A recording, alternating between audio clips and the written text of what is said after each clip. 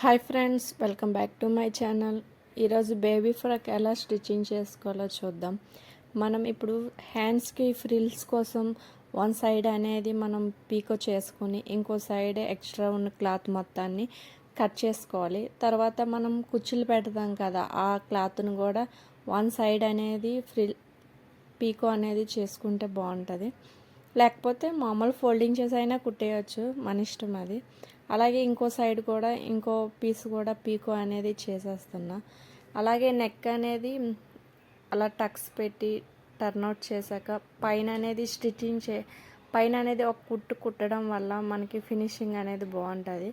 అలాగే చుట్టూ మొత్తం కుట్టేశాక అలాగే బ్యాక్ ఫ్రంట్ రెండు ఈ విధంగా కుట్టుకొని ఎక్స్ట్రా ఉన్న క్లాత్ మొత్తాన్ని కట్ చేసుకోవాలి. కట్ చేసుకున్న తర్వాత ఊక్స్ కాజా అనేది యాడ్ చేస్తున్నా. అలా చిన్నపిల్లలు కదా, పైనుంచి వేసుకోవడానికి వీలుగా ఉంటుందని ఊక్స్ పట్టి కాజా పట్టి వేస్తున్నా.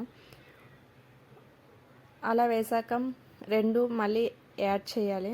యాడ్ చేశాక హ్యాండ్స్ అనేది జాయిన్ చేసుకోవాలి. ఇలా చిన్నగా ఫ్రిల్స్ పెడుతున్నా.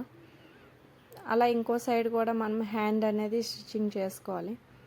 అంతే ఫ్రెండ్స్, నా వీడియోస్ మీకు నచ్చినట్లుగా అయితే లైక్ అండ్ సబ్స్క్రైబ్ చేసుకోండి. అలాగే ఫైనల్గా ఎలా వచ్చిందో కామెంట్ కూడా చేయండి ఫ్రెండ్స్.